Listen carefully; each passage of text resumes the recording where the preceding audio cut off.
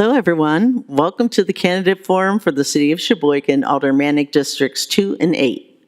I'm Christine Smith, Chair of Public Policy at the Sheboygan Branch of the American Association of University Women.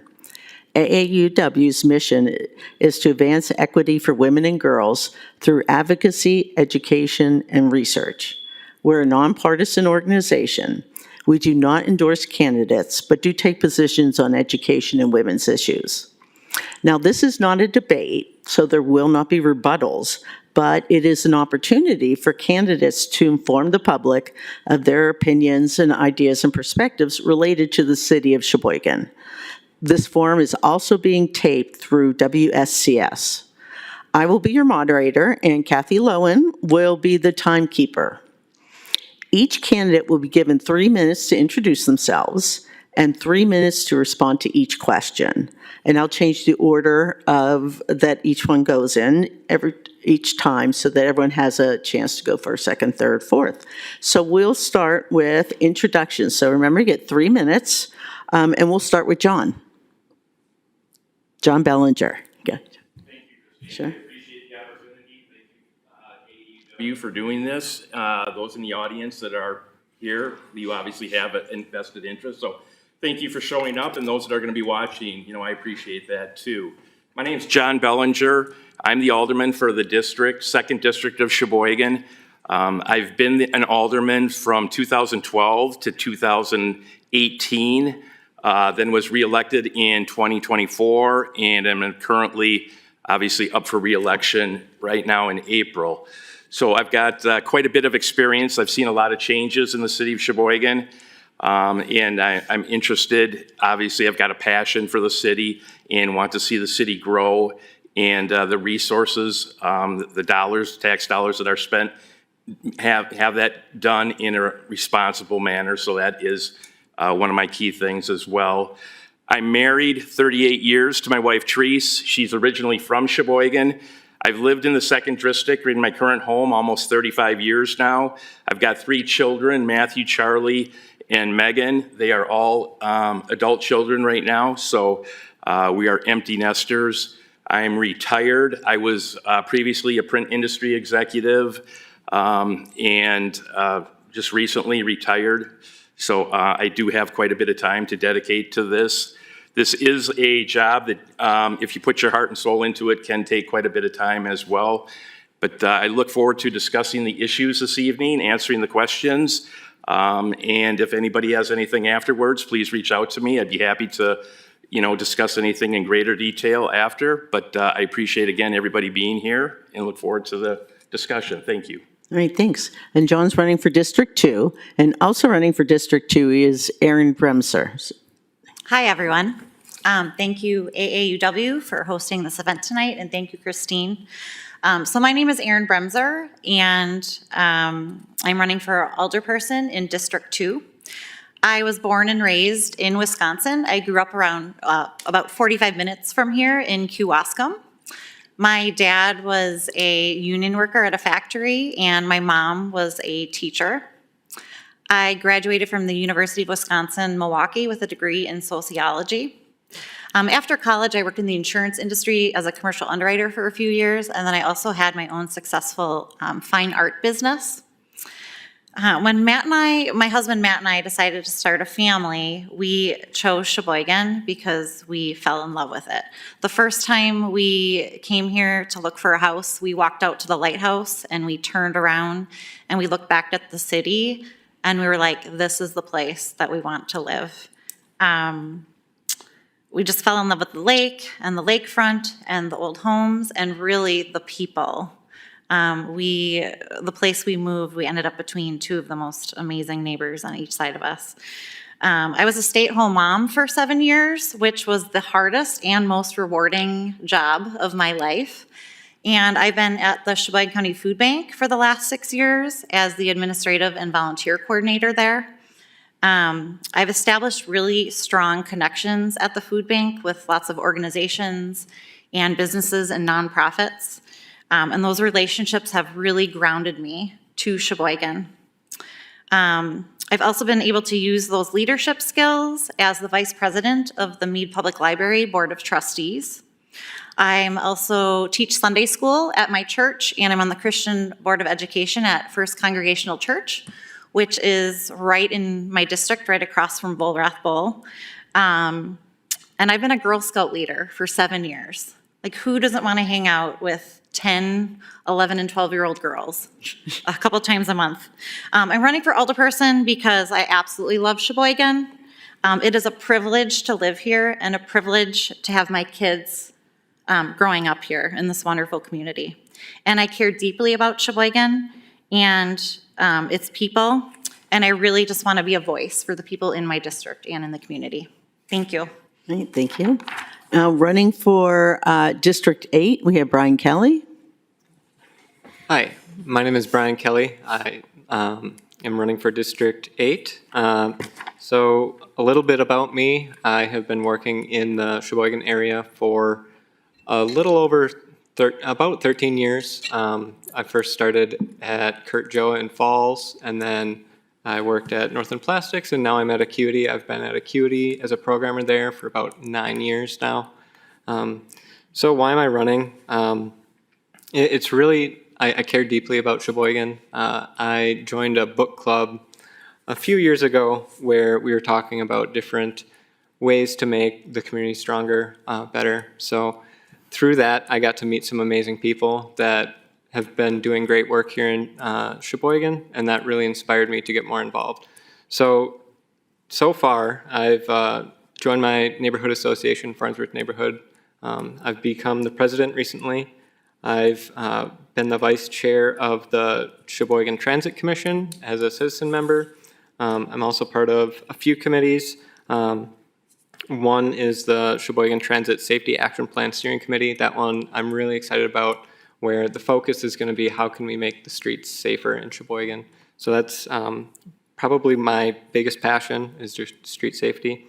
And then I've actually started to co-lead the book club with Tracy Burnett, and that's been just a great way to meet some amazing people here in the community.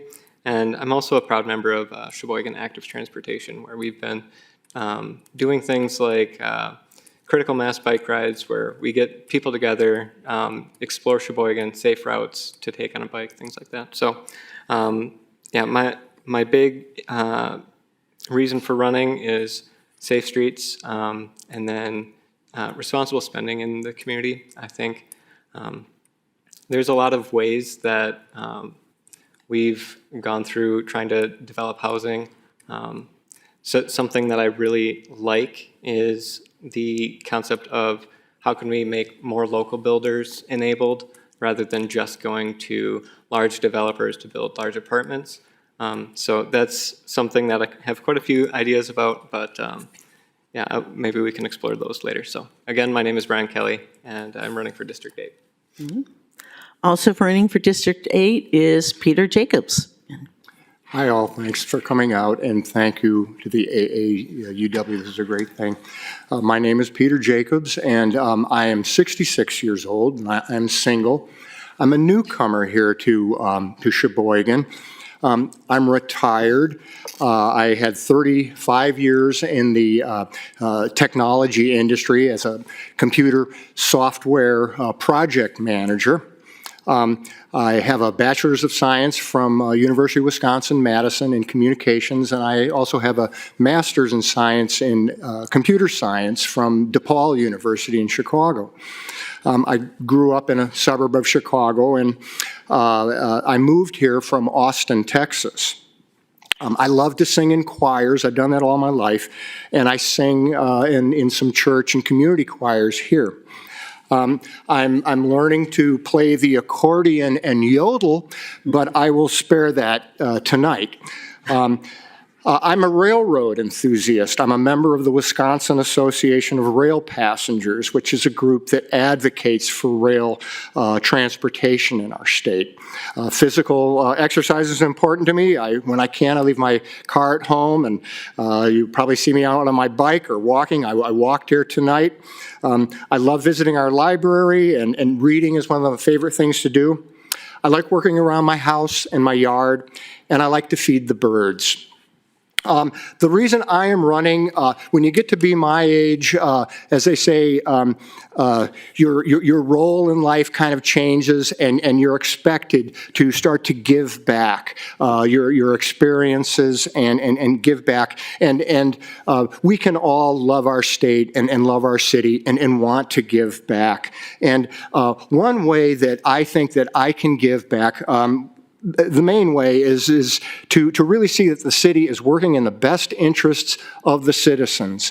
And one area that, a main area that I think that I'd like to address is what I think are the out-of-control property taxes that are happening in our city. This weekend, I was at choir singing in church, and we were there earlier, and I was watching the people come in. And they were all seniors, and so I'd say that there was over 85% seniors in there, and I looked out at all those people, and I could just see that there are some people there who could really appreciate some relief from their property taxes.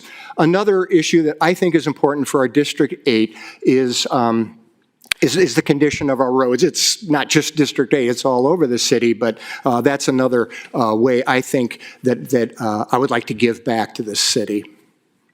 Thank you. Thank you, everyone. So we'll start with the first question, which some of you started to address, but those will give you more time to expand. Why are you running for the council, and what is one best contribution that you'll bring to the council? And we'll start with Erin. Sure, thank you. So can you just repeat that one more time? I'm sorry. Sure, no problem. Why are you running for the council, and what is the one best contribution that you can bring to the council? Sure. So the reason I'm running for council, first and foremost, is to just be a voice for the people in my district. That is the absolute, most important thing as an elder person. I think it's really just taking it back to the basics, is being a voice and listening, and being a liaison for the people in my district to City Hall. I think that there needs to be open and honest communication and conversation with my neighbors, but then we also need to expect people at City Hall to also be open and honest with their communication. I am looking forward to participating in in all the different neighborhood associations that are in my district. And I really would like to set up some kind of quarterly opportunity for those in my district to stay informed and connected, and to share their concerns with me. I've been knocking on hundreds of doors so far the last couple of months, and people are really sharing that with me, that they want greater transparency from leaders and more opportunities for community conversation. So that is something that I want to do. I think we need to use our tax dollars wisely. Taxes should serve our residents, strengthen our local businesses, and protect the future of our community. I won't be signing NDAs with corporations when we're dealing with residents' tax dollars.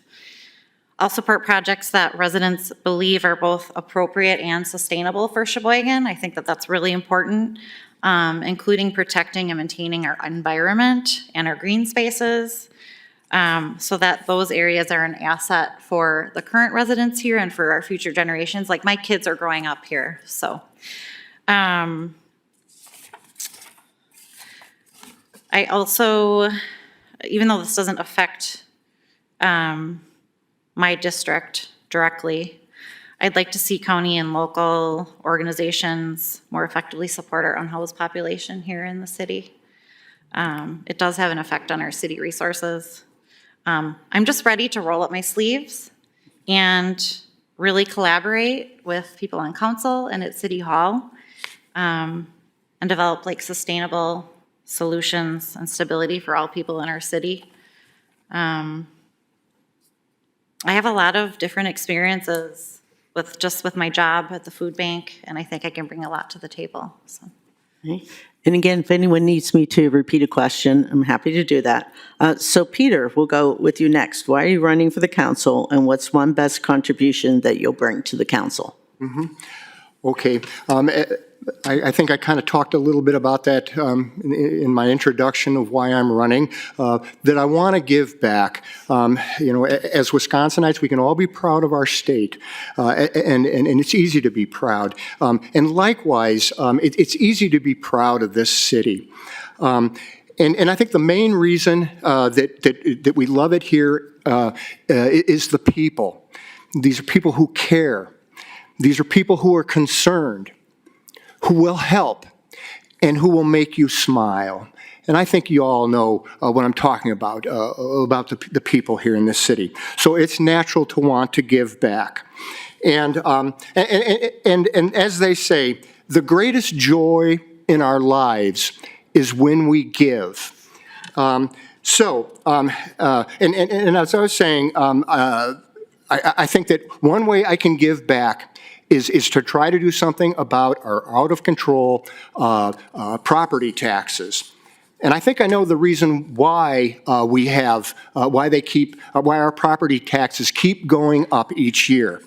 And I know there's going to be some people who don't agree with me, but I say that it is all this boom in construction that's going on. And this boom of construction that's being funded by tax increment funding type arrangements. These arrangements that add more property to our tax base, but then all the property, the revenue from those properties is then sheltered for maybe 25 years if we're lucky, and so our homeowners are then left to have to pay for our rising costs of our schools, which are not being funded by the state, and also our services. So the other reason I want to run, and another way that I think I can give back, is by addressing the condition of our streets. It looks like we have, there's quite a bit of money. I think, I was looking at the CapEx expenditures, and it might be like, along with the state county portion, the share that we get, might be, close to, $7.5 million, but our roads are still awful. So, and as far as our property taxes, it's not just the seniors, like I was telling you about, who I was looking at church the other day. It's our young families who we need to support. And it's those young people who are trying to get started in this city and maybe want to get their first house. Thank you. John, you're next. Thank you. I am a graduate of the University of Wisconsin-Eau Claire. I have a degree in political science and history. So naturally, politics and serving the community is something that is very inherent in my DNA. I follow politics religiously. I am very in tune with local, state, national, and world politics. So it's something that's kind of a passion of mine, and this is a way for me to contribute and use my degree and my interest and passion in a positive manner. I am fortunate to live in the 2nd District.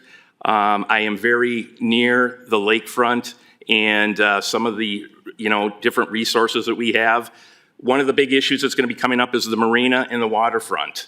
That's going to be key, and we've got to get that issue right. There's been some designs and some things going on right now behind the scenes, and that will be brought forth for some community feedback in the next month or two, and I look forward to that. But that is something that we really need to get right. Not only do we need to address the issues within the marina, but we need to make sure that access to the waterfront for everybody is part of that whole process as well. Housing is a big issue. I disagree a little bit with Peter on this issue. It's a national issue and it's a local issue as well. There's been housing studies that have said that we are deficient by over 5,000 units of housing. We've done a great job of putting on apartments and more recently homes. We've got the Malibu apartments and the Mayline apartments that are going on. And now we've got the Memorial neighborhood site being developed with single-family homes. As the alder for that district, I fought very hard to maintain single-family homes in that district. A lot of my fellow aldermen wanted increased density in that area, and I pushed against that, number one, because the Memorial Neighborhood Association did not want that. They wanted single-family homes, and there was a covenant with Aurora when the property was sold that it would be single-family homes. So there was efforts to try to change the covenant. That didn't work. Aurora wouldn't work with us on that to do that.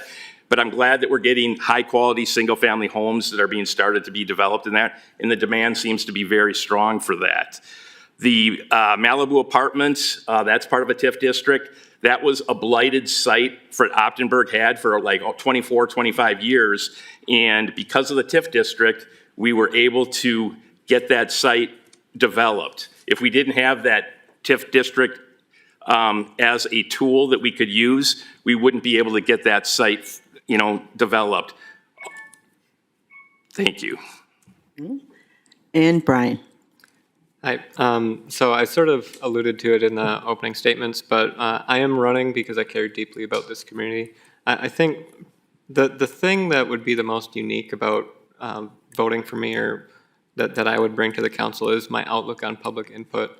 I've been attending city meetings now for about 3 years, trying to understand what's going on in the community and how I can get more involved. And I think an issue is, unless you're really passionate about reading through meeting minutes and really boring documents, it's hard to know what's going on in the city. So I've been trying to inform my friends, people I know, and all the community groups I'm involved in, just what's going on in the community. And then I think public input in terms of surveys that are going on in the city that just sort of collect, and then we've got a plan that just sits there and collecting dust. I'm not a fan of that. I think we really need to get more engaged and have common council members and people in the city go out and meet people where they are. Instead of just going and saying, hey, let's all meet at City Hall, I don't think there's going to be a whole lot of people that will take the time out of their day to do that. But if we go and say, hey, let's go to the farmer's market and talk with people that are there, maybe they don't necessarily want to come and give public input. Maybe they're not a public speaker, but they might be more interested in a conversation face-to-face with someone. So that would really be my biggest thing, is I think everybody should have their voice heard, but I don't think we should only listen to people that come to City Hall to give public statements. So, and the way that I'm trying to be involved is, as I said, I joined my neighborhood association. I'm involved in library book club.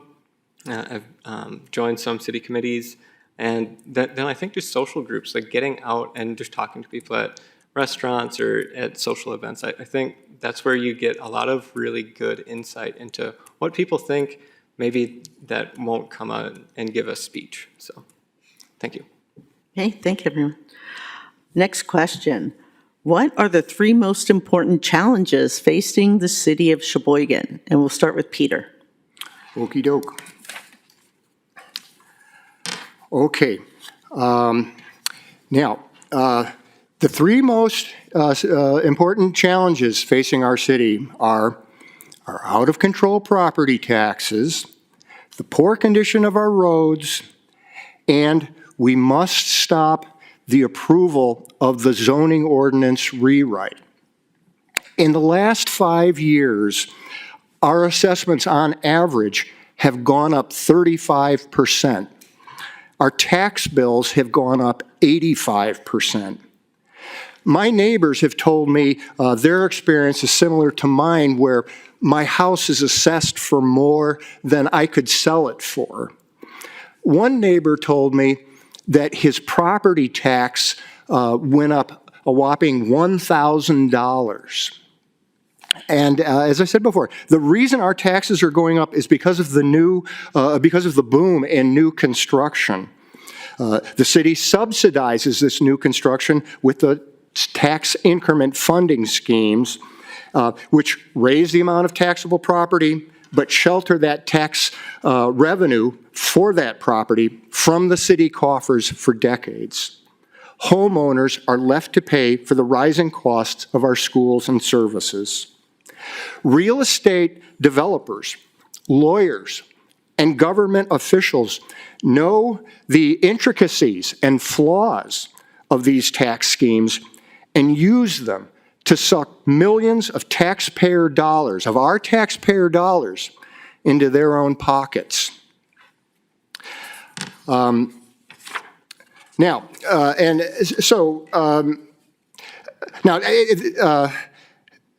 the way I will address this is by pausing any new tax increment funding proposals. I will not approve investment in new infrastructure as incentive for speculative development. I will not approve proposals where public investment in a development is greater than the private investment. That's just a recipe for bankruptcy in this city. And I will strive that this city gets a consistent, positive return on its investments. The second significant challenge is the awful condition of our roads. As I said before, it looks like we're spending we've got like $7.5 million on average over the next 5 years to work on our roads, but our roads are still lousy. I'm going to also look into if we can get a better deal, we can get a greater share of the county sales tax. The third significant challenge is is stopping this rewrite of our zoning ordinance, which gives inordinate power to a single individual and cuts out the Plan Commission and public input. Thank you. Brian. Hi. So I would say the biggest challenges I view that the city is facing, I think for a long time, has been housing. Costs have been going up for a long time. Rents have been increasing. People's taxes, when their assessments came in, I'm sure were a lot higher than they're maybe expecting. So we were talking about zoning codes. I think what I would like to see is, instead of just saying all the things that can't be built, I think we should really try to preempt that and say, okay, here's some things that could be built. It's sort of like leading I forget the exact term, but basically we should have like pre-approved housing is what it would be called. So just things where a small local builder wouldn't need to go and hire an attorney and an architect to manage the zoning code. They could go and say, hey, these are things that we want built in the city. I know how to build those, so let's get that done instead of going through months-long processes trying to get just housing that people need built. Right now, it's like the only thing that's getting built are large projects, because those are the people that can afford to hire the attorneys, the architects, go through months or years of city planning meetings. So then the next issue, I think, is traffic safety. I was alluding to that before. Unfortunately, there's so many people that either, if they don't die on the roads, they're getting injured, and that can be life-altering.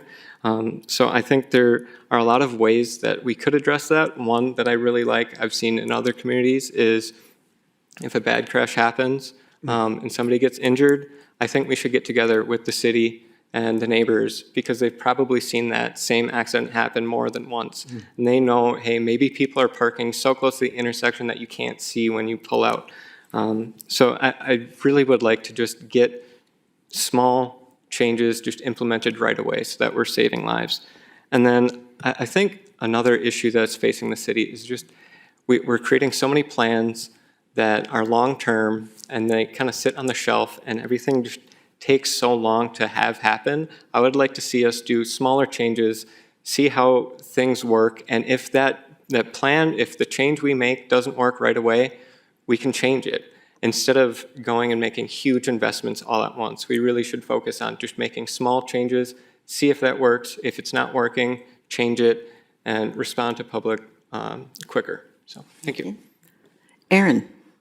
Hi, thank you.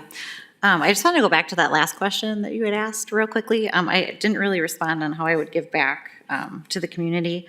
And I just wanted to say that I would bring a real fresh perspective to Common Council and bring my compassion to every decision that's being made. Anyways, so the challenges that I see facing our city, I agree with Brian that affordable housing is definitely something that comes up when I'm talking to people every day. We had that housing study done that that taxpayers paid for, so we should use that as our guide.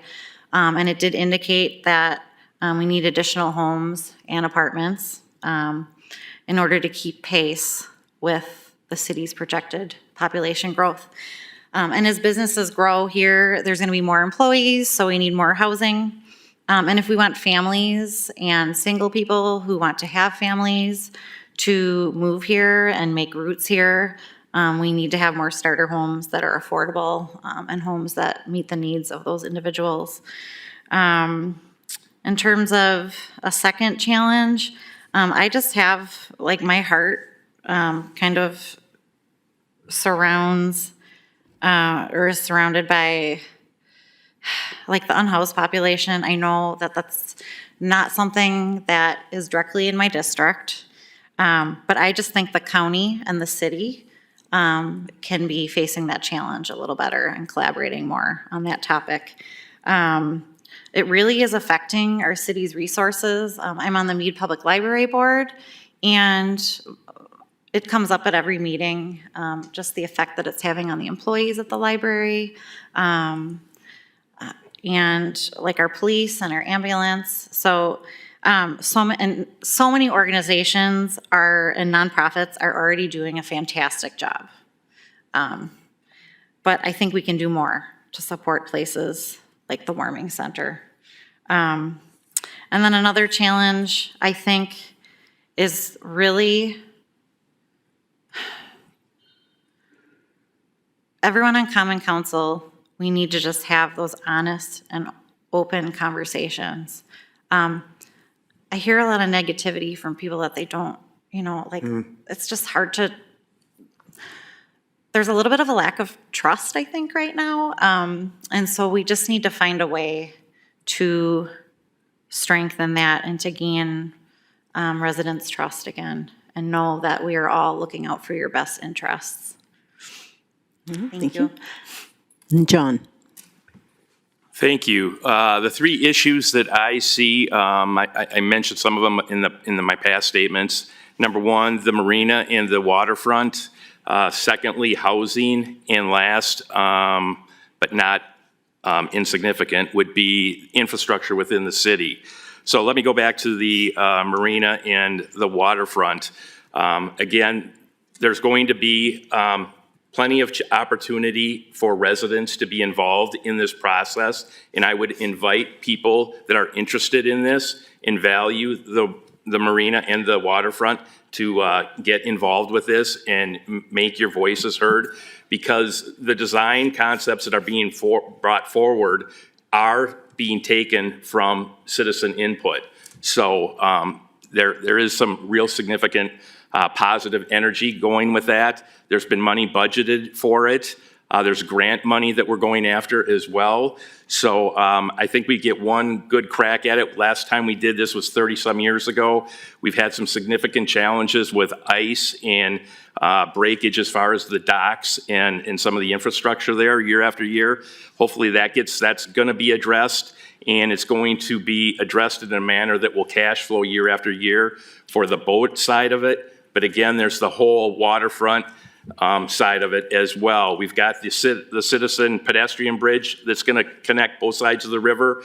We've got the Armory site to develop, and we also have the Pentair site that's available right on the waterfront. So I think that's very important that we do that in a fiscally responsible way, but in a way that allows all of the city residents to enjoy the waterfront. Then housing.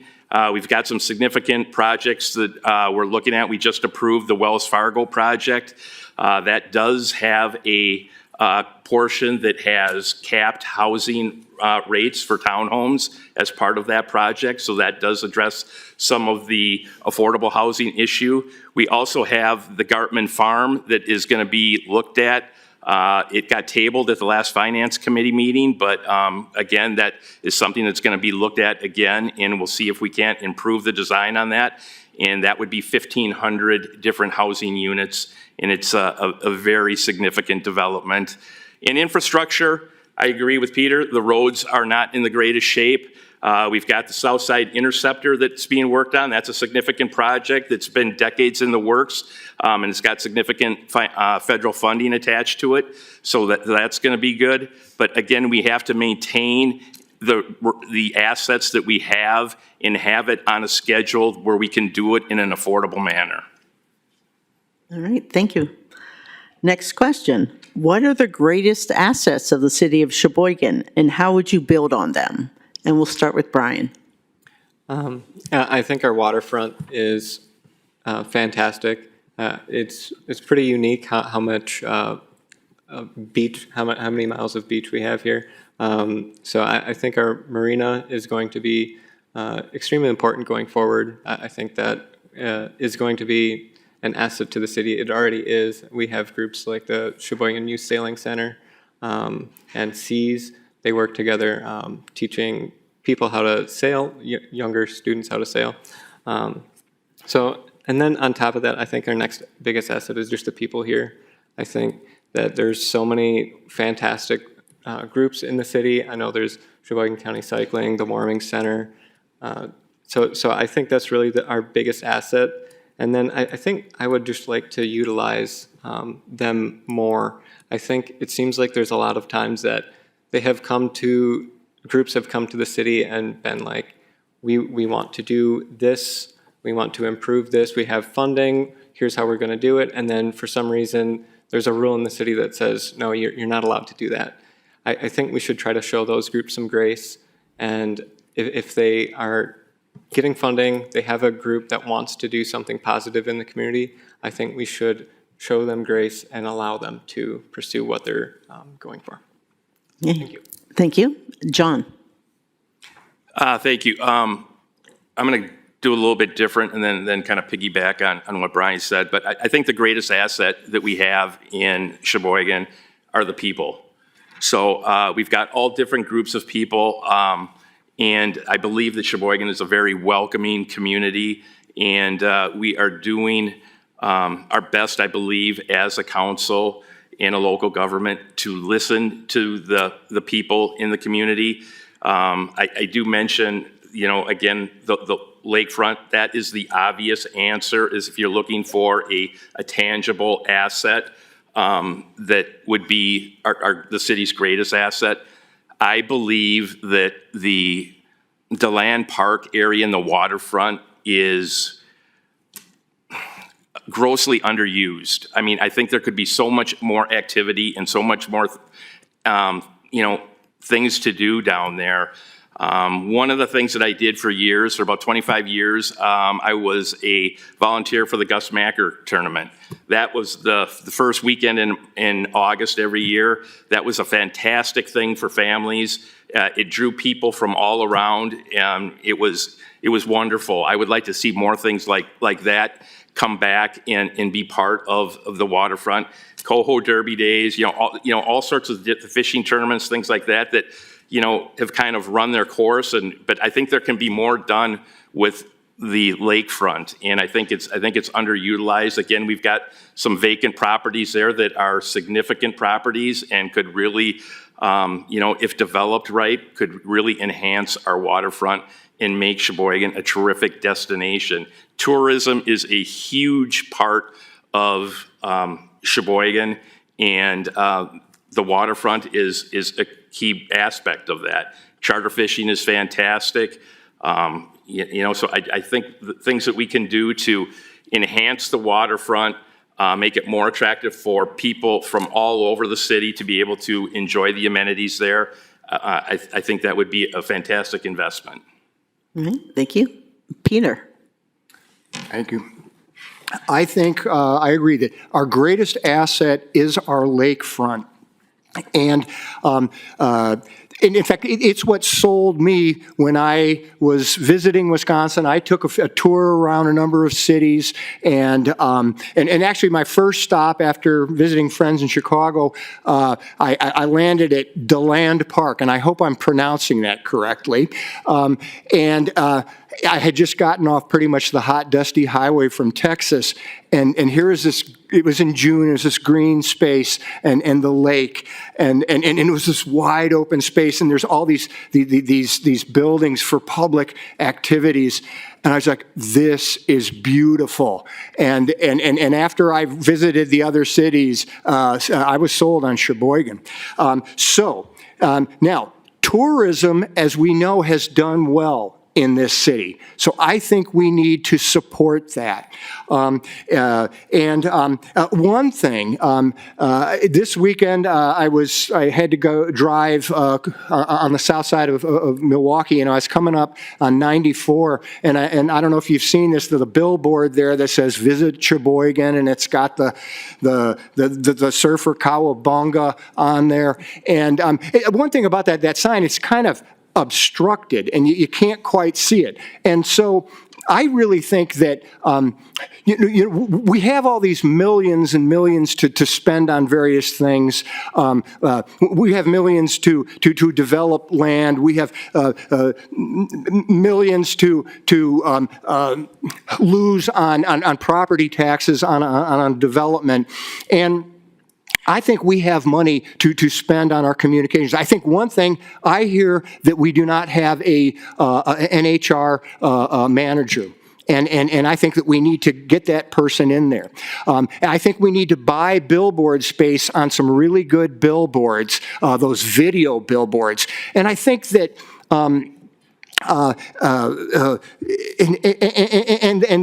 the golf tournaments, like John was saying, they seem to attract tourism.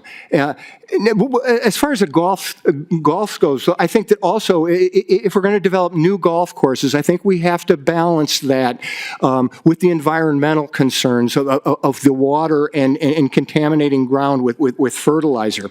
And the charter fishing is going. So, and we have these two big cities near us that can draw tourism, Milwaukee, Chicago. We can get them here. And so I think we need to advertise more and utilize this great asset that we have. And everybody knows, if you ask people what's the best thing about living here, everybody says the lakefront. So, thank you. Erin? Hi, thank you. There are so many different assets to Sheboygan. I don't even know where to begin and where to end. I mean, that's the reason I live here. I would say the big thing is the people, for sure. I agree with you, John.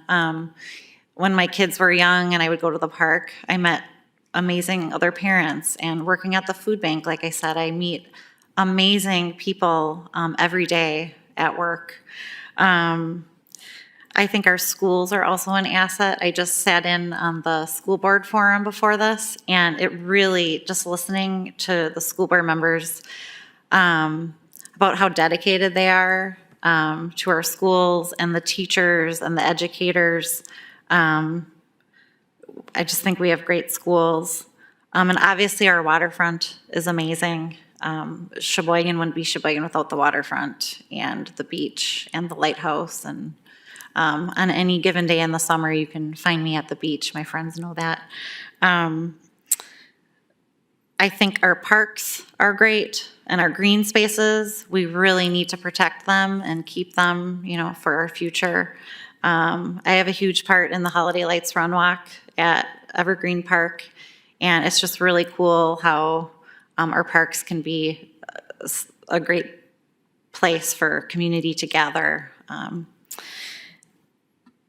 I think our city is pretty darn safe, and it's clean, and our library is amazing. I wish everyone utilized the library more.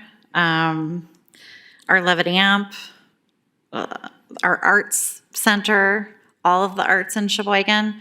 We really, really have so many amazing things in the city that we shouldn't take for granted. So, yeah. Right, thank you. After 30 years, the city marina is still millions in debt. What's your operation plan for the marina? And do you agree with the decision to hire a consultant to determine the best use for the marina? We'll start with John. Thank you. I guess I've been on this subject for, quite a few questions, so I will continue. Number one, do I think the consultant is the way to go? That was vetted by council as to how that should be approached. There was a bunch of different consultants that were looked at, and they came up with Edgewater Resources and Smith Group. They kind of each have done a portion of it. And I think what's come out of it is going to be positive. I was on the council back in 2016, 2017, where in March of that year, we had an emergency meeting of the council because there was almost $1 million worth of damage from the ice to the docks. And in order to get docks in time and get these replaced, we needed to allocate like $800 and some thousand real quickly, find $800,000 to address that issue. Otherwise, we weren't going to have a marina that next year or any boaters. So that has been a continuing issue. I believe that in the past, the marina has been mismanaged by third-party vendors as well as neglected by city staff. That has been turned around this past year. It did make a profit.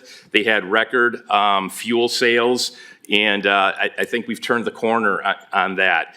Part of the consultant's plan that's going to come forth is how we can cash flow this year after year and what we can do to enhance the marina. But again, the waterfront is very special to me. I want to see additional things put in there. I was against the beer garden at Kiwanis Park. I thought it should have been put at DeLand Park because, again, I think the greatest asset that we have is the lakefront and the water, and I thought that's where that should be. So I would like to see some type of bar, restaurant, entertainment venue down there as well for the public to use and get more use out of that lakefront. And again, we do have to say it again, the Armory site, the Pent Air site that we have that need to be developed. So whatever goes in on those sites, there needs to be careful consideration, and it needs to be done with the thought that, long-term, how is that going to affect the lakefront? All right, Peter. Yes, I would say that what's going on at the marina is not my strong suit at this point.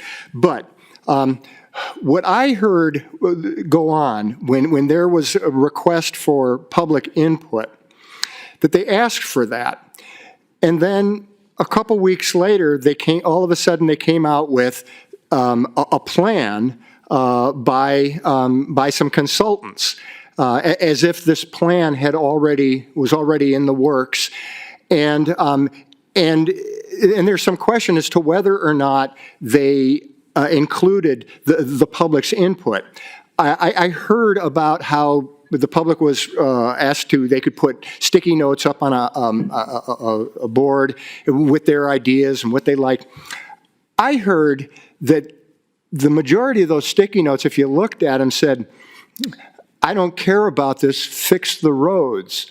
So I don't know. This is anecdotal, but I could imagine that it could be true. Now it sounds like it's a lot of. I do not, and then also their development plans. They talk about these ice ribbons, and I think other people have talked about that, and they're talking about putting an ice ribbon in a place where the sand blows up.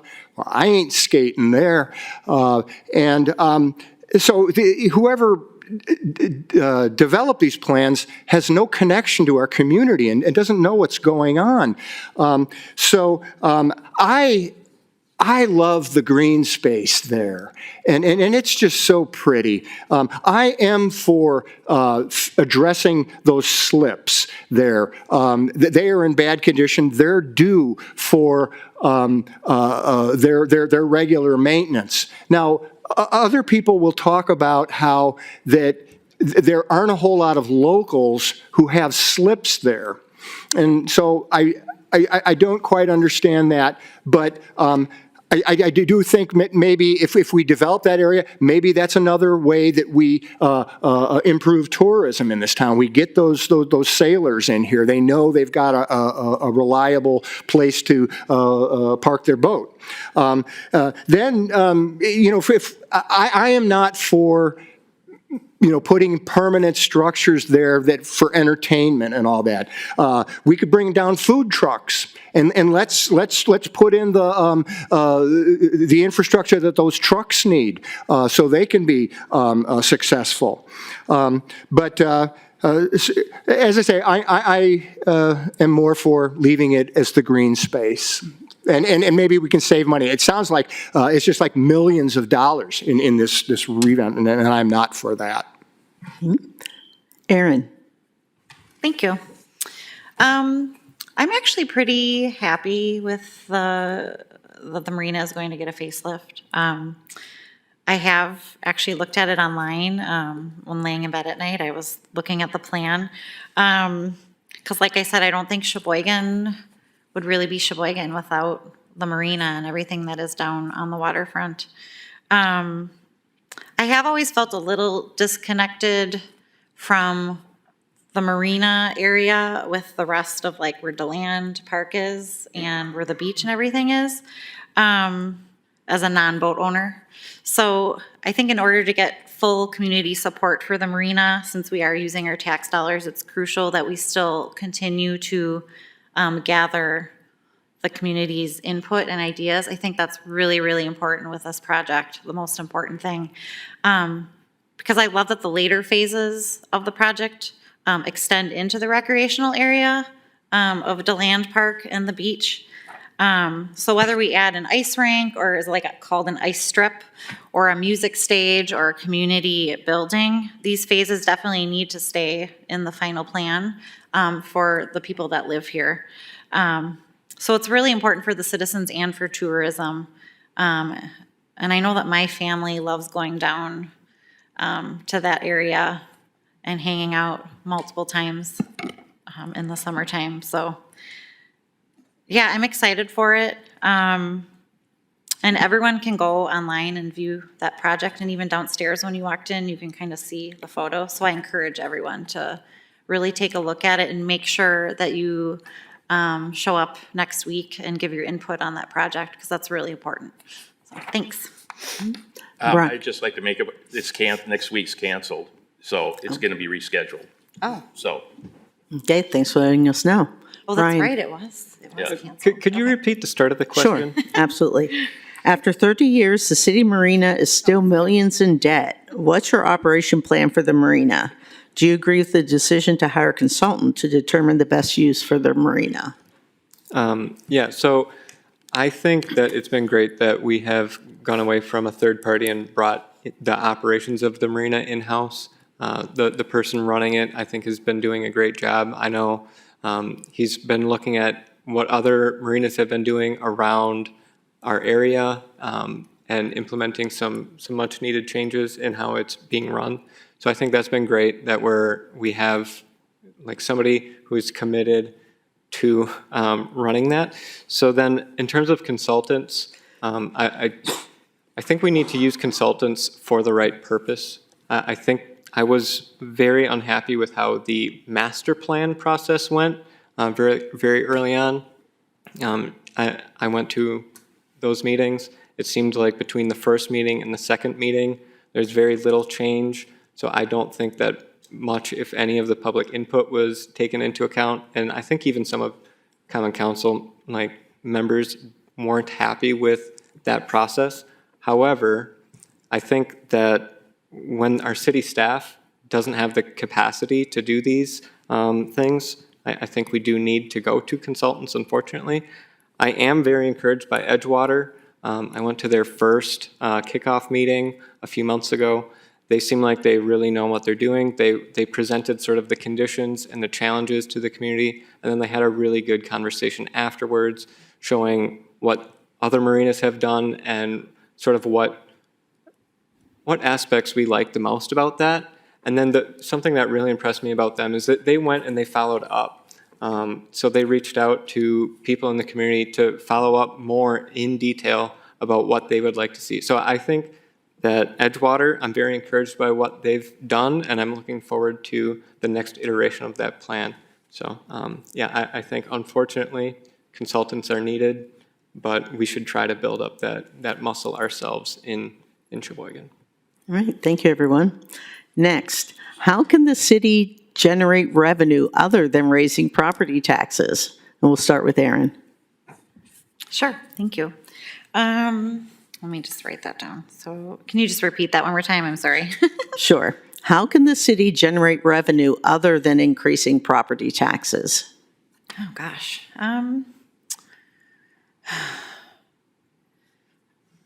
That's an excellent question. I feel like I need a little more time to really sit down and think about that one. That is something that I'm not an expert at by any means, but I am willing to look into that.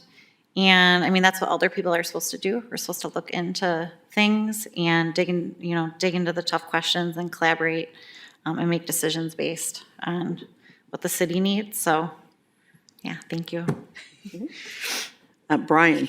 Yeah, I think this is a great question. So one thing that we're really limited by in Sheboygan is land. We have a finite amount of it, and I personally don't want to invest in buying land from other communities. So I think value per acre of land is a great metric that we need to start paying more attention to.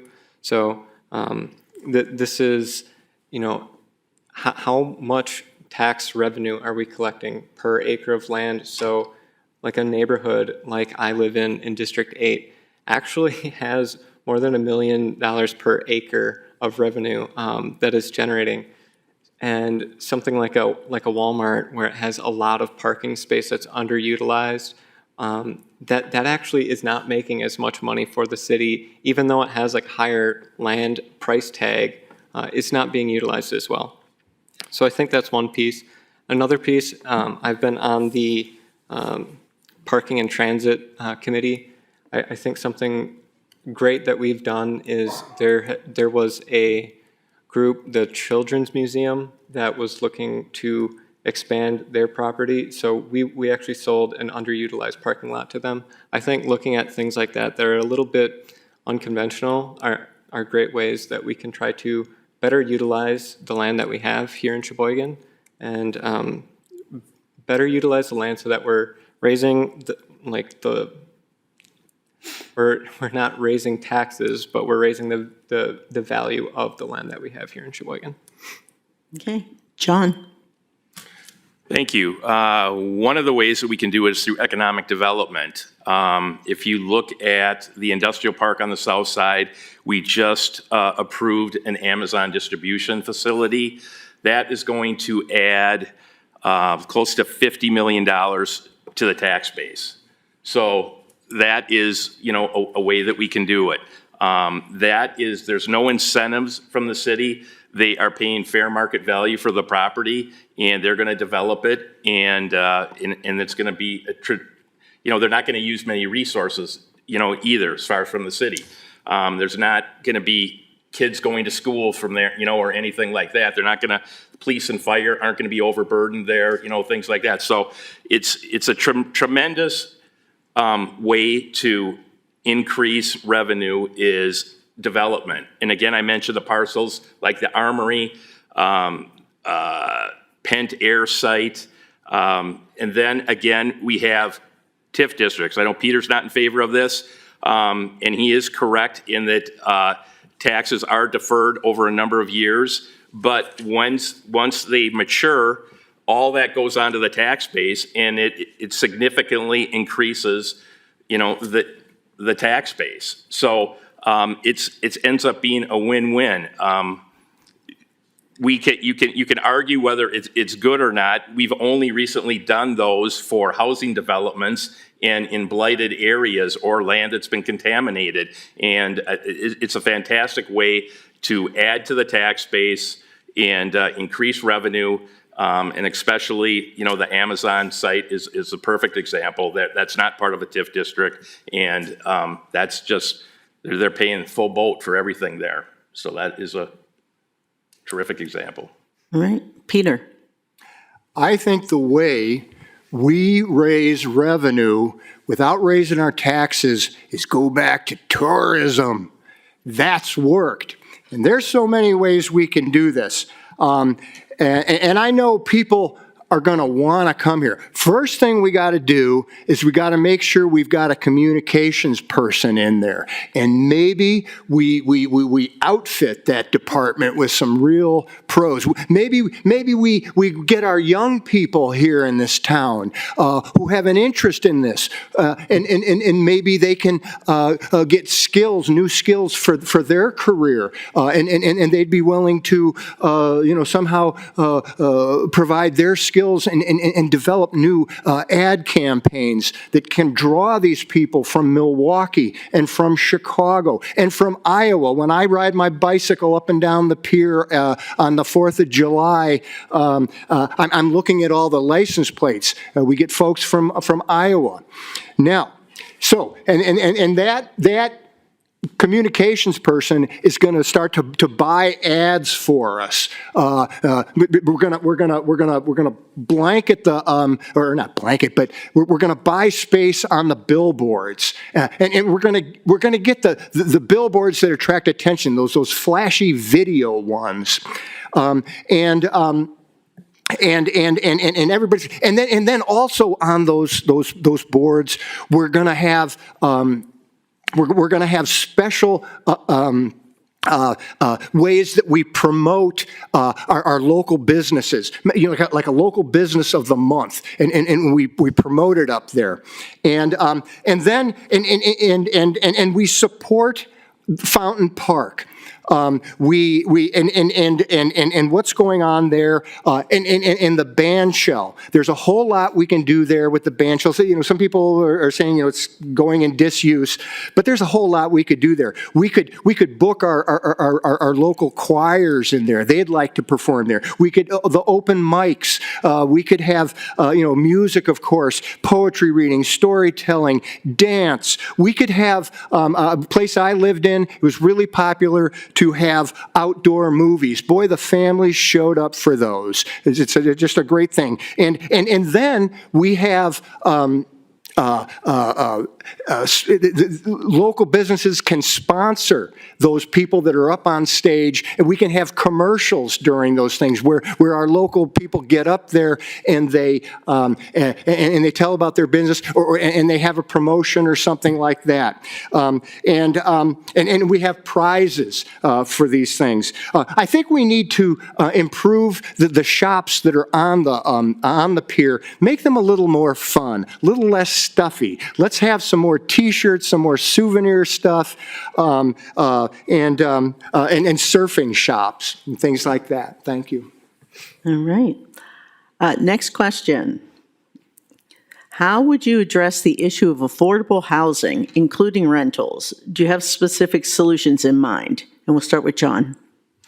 Thank you. Well, we just approved one at the Wells Fargo site. So the townhouse portion of that development is going to be capped. It's going to be affordable. So what does affordable mean? I believe it is a figure from the county. So it is the average income or the mean for the county, and 30% of that, the rent will not exceed that. And then it gets adjusted year after year based on what that figure comes out to be.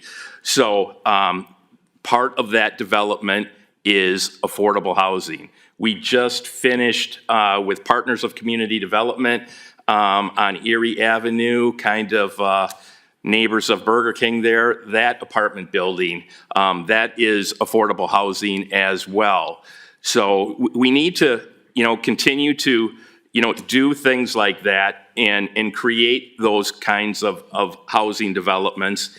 But again, there's a great demand for market rate housing as well. So apartments attract young people, houses attract families. So we need to get families. So what would happen is you would have newer developments with market rate homes, people that were in affordable housing as their careers advances, move up into a home, and that leaves that other vacant, for more affordable housing.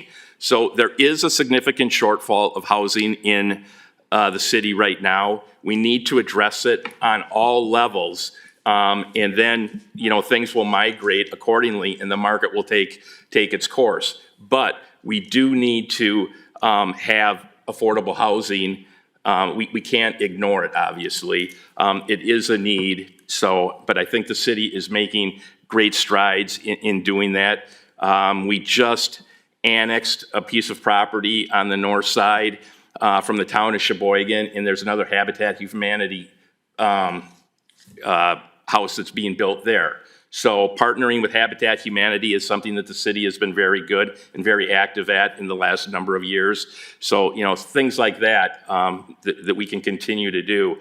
And it's a challenge, but I think we've been doing a fairly good job, especially as of late, of addressing it. All right, thank you. Erin. Sure, thank you. I definitely do think we need to use that housing study that was done a few years ago as a good reference point as moving forward. And that did show that we do need more homes and apartments.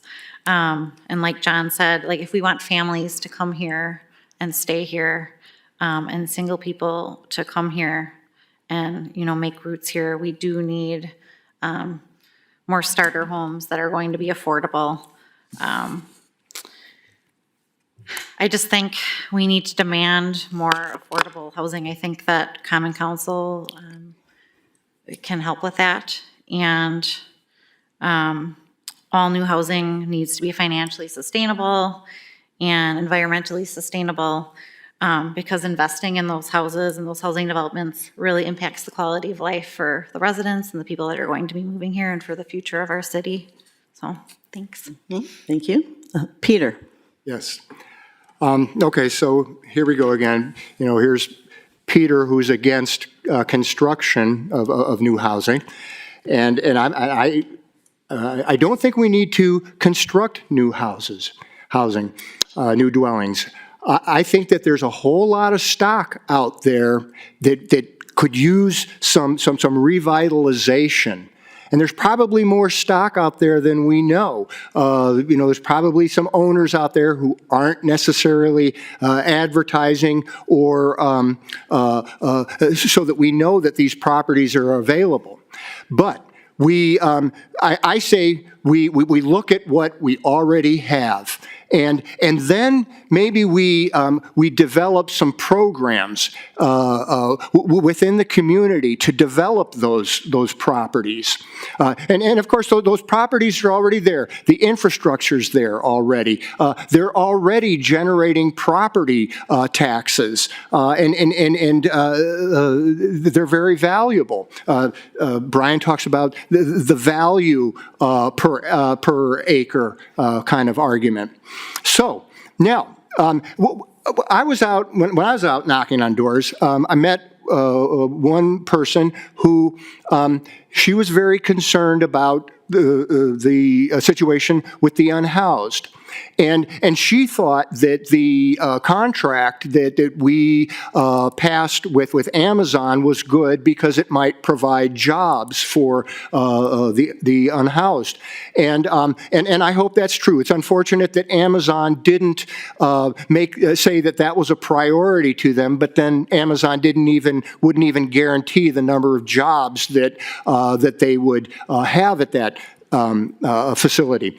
Now, so maybe we could have so if the unhoused would like jobs, maybe we could develop a program where they could work on the revitalization of this stock that's blighted, and maybe they would appreciate it. They developing a new skill, acquiring a new skill, if that's something they want to do, and then maybe it would be also an alternative for housing for those people in the unhoused. And that's and those places that are being revitalized are probably going to still remain at a lower price and more affordable than this new construction, which is all at market rate. So thank you. And Brian. So I've actually spoken on this topic at quite a few meetings in Common Council here. So I think number one, we've had these housing studies and they've had some of the same recommendations in both, where there are very specific policy changes that are recommended, allowing things like duplexes and townhomes, I think are a great option because they're cheaper per unit to build. So it's a little bit more of an affordable way to go without necessarily saying that it is like the legal definition of affordable with all those restrictions on top of it.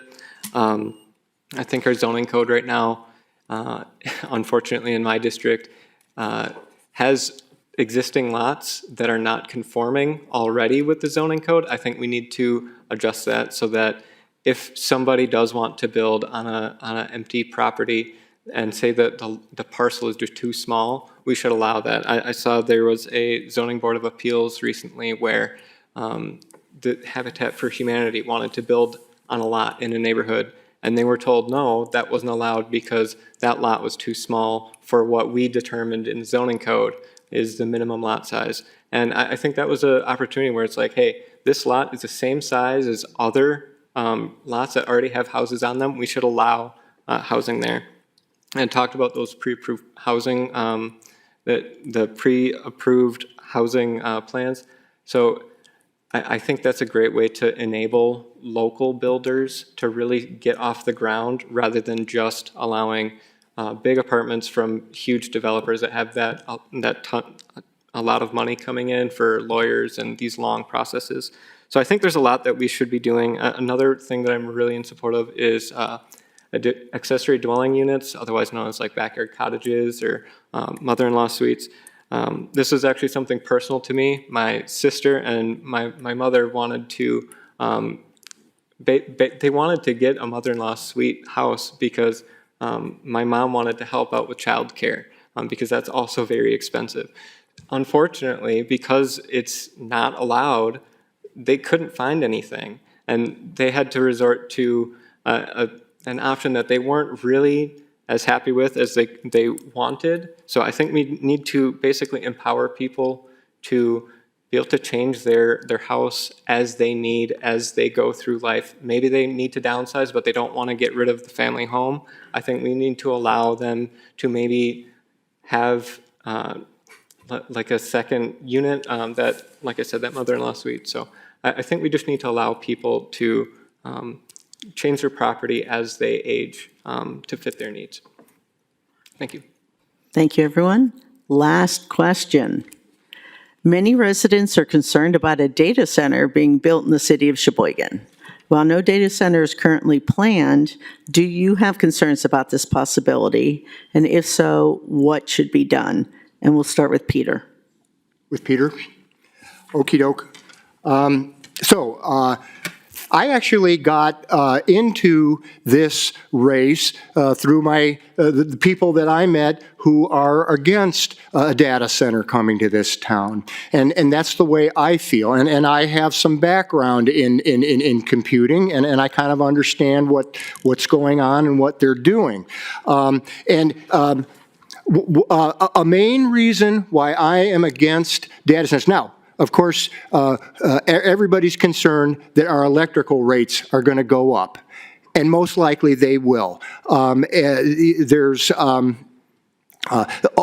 the whole system there. It's not just the data center, but we have to think about the energy company and the way they do rates and all of their rate calculations is a very opaque kind of business. So we don't know what's going on there. So we've got that rate problem. The other issue that I am really concerned about, and we also talk about the amount of water that's going to be used, and what impact that's going to have on our lake. And let's just hope that the city is a member of that Great Lakes and St. Lawrence Seaway group that they want to promote thing. And I just hope that they're not planning to just ring the Great Lakes with data centers. So there's the water. We have to be very careful about that. Then let's talk about the pollution. If we let a data center come in here, it's very possible that it will delay for the third time the shutting down of our coal-fired plant. And coal-fired plants emit a lot of bad chemicals into the air that are not good for us. So it could delay that. But when you also read studies like what's going on in Virginia and all this stuff, and people talking about these data centers that are 1,000 feet from their house, or I guess that's the limit, but they're even closer. They're next to grade schools and things like this. Crazy. But people talk about the noise from the blowers on the roof and keeping their kids up. The kids getting scared by this and traumatized. Then there's the pollution from the backup generators, which includes noise, fossil fuel pollution from that diesel, and then there's the light pollution. We don't want that in our city, and we should make tough regulations that are going to make these people not want to come to Sheboygan. Great, thank you. Next, John. Thank you. Well, I believe that it is in the U.S.'s best interest to be the leader in AI and AI technology. I believe our future economic prosperity and national security are dependent on it. I don't have an opinion on whether we should have a data center or not. I don't have an irrational fear of data centers, but I would need to know what all the parameters are, what the development is, and what's going on with it.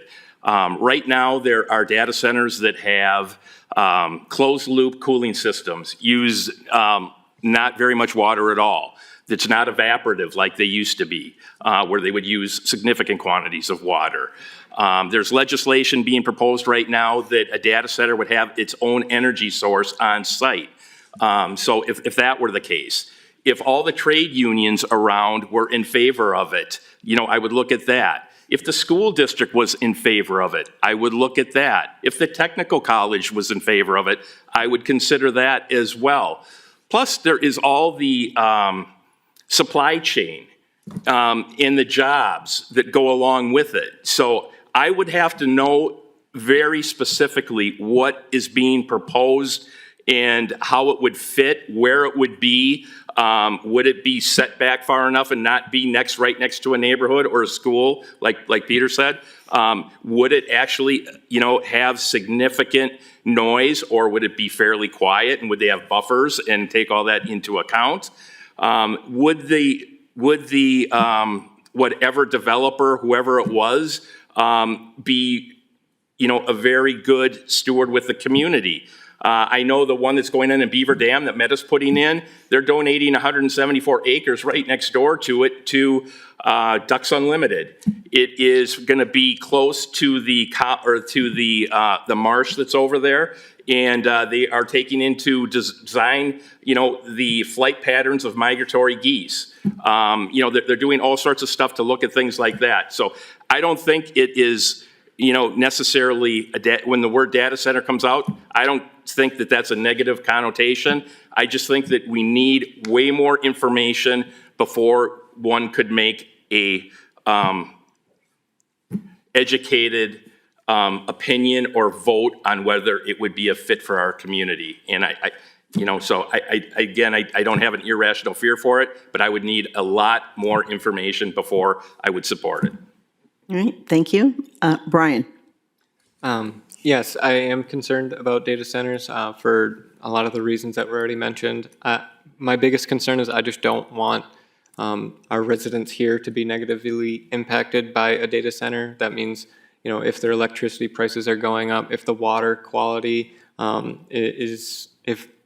just water in our community is being negatively impacted, we need to protect against that.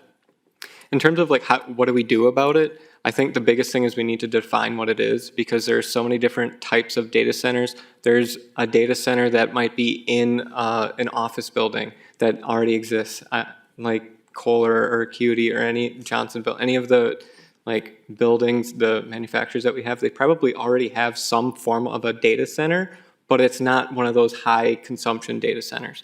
So I think we need to define what that is. I think the hyperscale data centers that are in the news, we need to make sure that those are not something that can be built by right. And right now our zoning code doesn't have anything about data centers. So we need to define that and make sure that it's not something that can be where somebody takes a back door and gets something approved.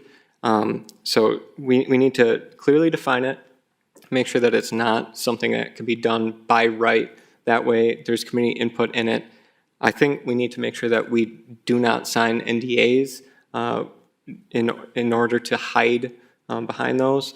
And then, like I said, we need to protect the residents, make sure it's well-defined, make sure the community is involved, and like I said, just make sure we're protected. So that would be my response to data centers. Thank you. Okay, Erin? Hi, thank you.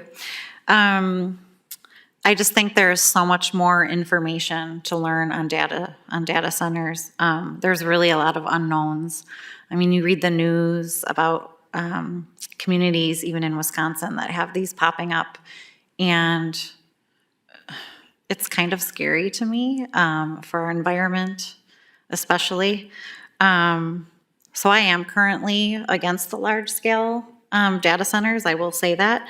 I would encourage anyone to hop in their car and just drive down I-43 right now, head south towards Port Washington, and take a look to the west of the highway, and take a look at what the data center looks like right there, or right now. It kind of looks like a war zone.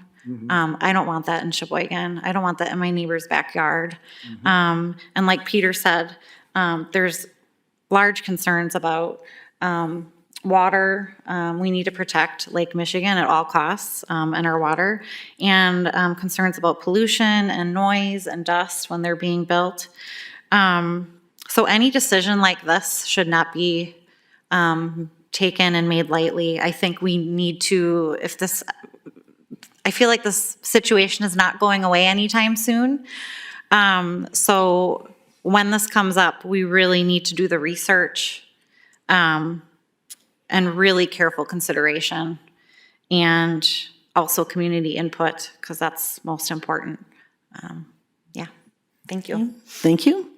Okay, so we are going to give each candidate a final 3 minutes for any final comments and maybe making your case why people should vote for you.